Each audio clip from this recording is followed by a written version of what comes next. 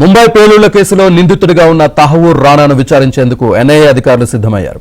18 రోజుల పాటు పటియాలా కోర్టు కస్టడీకి ఇచ్చిన నేపథ్యంలో కాసేపట్లో తిహార్ జైలు నుంచి ఢిల్లీలోని ఎన్ఐఏ కేంద్ర కార్యాలయానికి తరలించనున్నారు. ముంబై పేలుళ్లకు సంబంధించి ప్రశ్నలను ఎన్ఐఏ డీజీ సదానంద్ ఆధ్వర్యంలో సిద్ధం చేశారు.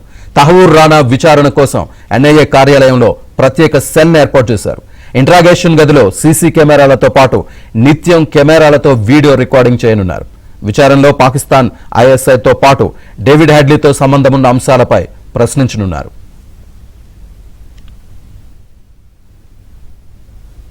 తహవూర్ కోసం ఎన్ఐఏ కార్యాలయంలో ప్రత్యేక ఇంట్రాగేషన్ సెల్ ఏర్పాటు చేశారు. దీనికి సంబంధించి పూర్తి సమాచారాన్ని మా కరెస్పాండెంట్ సతీష్ అందిస్తారు.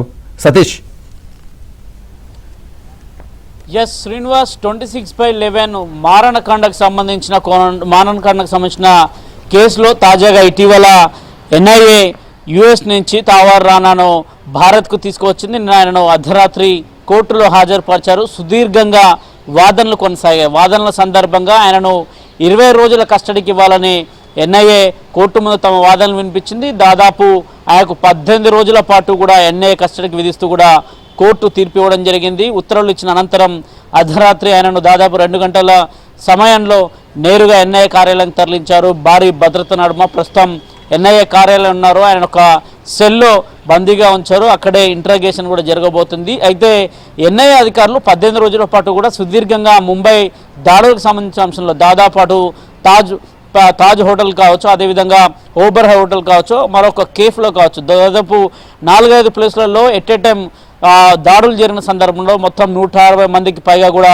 ఈ మారణకాండలో అమాయక ప్రజలు ప్రాణాలు కోల్పోయారు. దాదాపు 18 మందికి పైగా కూడా సెక్యూరిటీ సిబ్బంది చనిపోవడంతో పాటు 24 మంది విదేశీ పర్యాటకులు సైతం కూడా ఎవరైతే భారత్ చూద్దామని వచ్చారో, ముంబైలో పర్యటించారో వారంతా కూడా హోటల్లో చేరిన మారణకాండలో వారంతా మృతి చెందారు.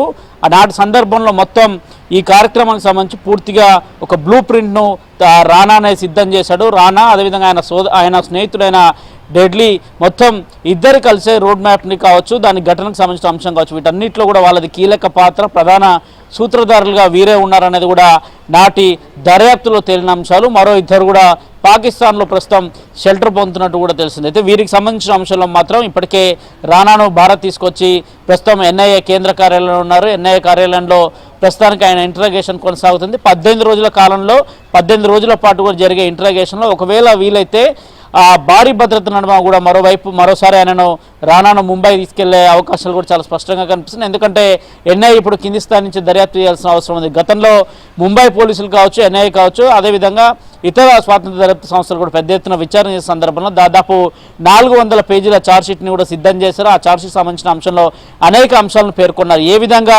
ముంబైలో రెక్కి నిర్వహించారు, ఏ విధంగా తాజ్ హోటల్ను కేంద్రంగా చేసుకున్నారు, తాజ్ హోటల్లో దాడులు నిర్వహించారు, అనేక మంది 10 మంది జైషే మహమ్మద్ సంబంధించిన ఉగ్రవాదులను ఏ విధంగా హోటల్లోకి పంపించారు, హోటల్ లోపల ఏ విధంగా వీరికి అదంతా వాటికి సంబంధించిన అరేంజ్మెంట్ చేశారనే కోణంలో కూడా పెద్ద ఎత్తున కూడా విచారణ కొనసాగుతుంది. మరోవైపు ఈరోజు జరుగుతున్న విచారణ చూసుకున్న మొదటి రోజులో భాగంగా ఎన్ఐఏకి సంబంధించిన కీలక అధికారులు, ఎస్పీ స్థాయి అధికారులు కూడా విచారణలో పాల్గొన్నట్టు తెలుస్తుంది. వారంతా కూడా విచారిస్తున్నట్టు తెలుస్తుంది. అయితే ప్రధానంగా ఈ కుట్రకు సంబంధించిన అంశంలో ఎవరెవరు ఉన్నారు, డెడ్లీతో పాటు ఇంకెవరు ఆ సందర్భంలో వీరికి ఆర్థిక సహాయంతో పాటు ఇతర అంశాలలో వారికి సేవలు ఇతర అంశాలలో వారికి సహకరించారనే కోణంలో కూడా విచారణ కొనసాగుతుంది. వీలైతే ఒకవేళ 10 రోజులు కానీ 5 రోజుల పాటు కానీ మొదట విచారించిన తర్వాత అనంతరం ముంబై తీసుకెళ్లి సీన్ని రీకన్స్ట్రక్షన్ చేసే అవకాశాలు కూడా చాలా స్పష్టంగా కనిపిస్తుంది. ఎందుకంటే అత్యంత సూత్రధారిగా హుసేన్ రాణా పాత్ర ఉందనేది కూడా మొదటి నుంచి పెద్ద ఎత్తునగా అభియోగాలు వస్తున్న నేపథ్యం. అందులో భాగంగానే నిందితుడు ఘటన జరిగిన కొద్ది రోజులకే